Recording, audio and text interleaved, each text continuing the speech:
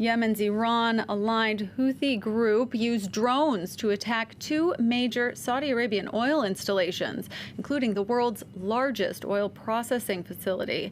The attack took place in the early hours of Saturday, sparking two fires, and it's not the first time the Houthis have targeted Saudi facilities. Explosions can be heard in this amateur footage that shows smoke rising over Abqaiq, the home of the world's largest oil processing facility. Houthi rebels say they sent 10 drones to attack the site run by Saudi energy giant Aramco, as well as the state-run company's second largest oil field in Houthi.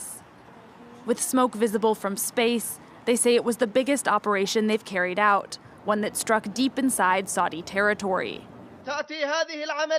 This mission comes as part of our legitimate right to react to the aggression and blockade on our country for the past 5 years. We promised the Saudi regime that our coming operations will only grow wider and more painful as long as their aggression and blockade continue. The Houthi rebels are backed by Saudi Arabia's regional rival Iran. And since 2015, the kingdom has been leading a coalition to fight against them in Yemen. In recent months, the Houthis have stepped up their own offensive, carrying out a series of drone and missile attacks on Saudi airports and oil facilities. It shows that the small group with their increasingly advanced weaponry is capable of posing a real threat. Saudi Arabia is the world's top crude oil exporter, and the latest attack on Aramco's oil facilities comes as the country is preparing to make part of the state-run company public. Saudi Arabia hasn't said whether its oil production has been affected. The state television station reports that oil exports are ongoing. And for more on this story, we'll welcome Elena DeLozire to the program. She's a research fellow in the Bernstein Program on Gulf and Energy Policy at the Washington Institute. Thank you so much for being here with us. Thank you for having me. Now, the Saudi-led coalition in Yemen says it's investigating and will confront what it called terrorist threats to global energy security. What could the response be?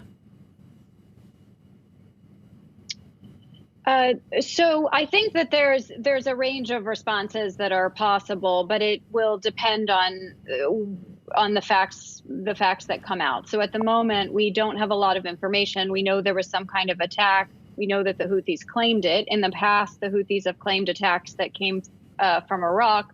So we need to find out, first of all, where the attack came from. And then, you know, also what the level of damage is. So there's still a lot of information we don't actually know yet.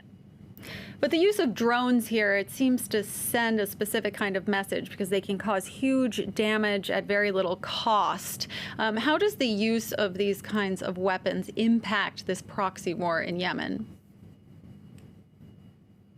No, that's right. I mean, the Houthis are able to have asymmetric responses, right? Like they're able to do exactly what you said, to use relatively cheap technology to create, you know, pretty big attacks, or at least very threatening attacks. The Houthis' point of view on this is that, they've done a number of attacks on airports in Saudi Arabia, and they claim because the airport in Sana'a, the capital of Yemen, is closed down, that they are therefore going to attack, Saudi airports. And because the Saudis have a blockade on them, they're going to attack, the economy of Saudi Arabia. And so they have sort of a tit for tat kind of response, but you're absolutely right. The level of damage they can do for relatively low cost is quite high.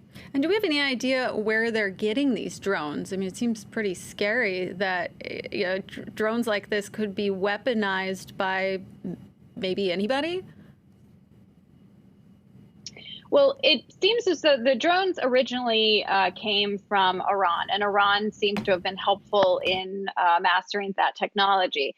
It is possible to produce some parts of drones domestically, and then also sometimes the motors and engines of drones can come from, Alibaba or other websites that sell. I mean, these are things that you can buy on the open market. So it's possible to sort of piece together a drone from multiple sources that might not be suspicious. But to learn how to make it work, you need some sort of training at the beginning to do that. And it appears as though Iran provided that kind of training.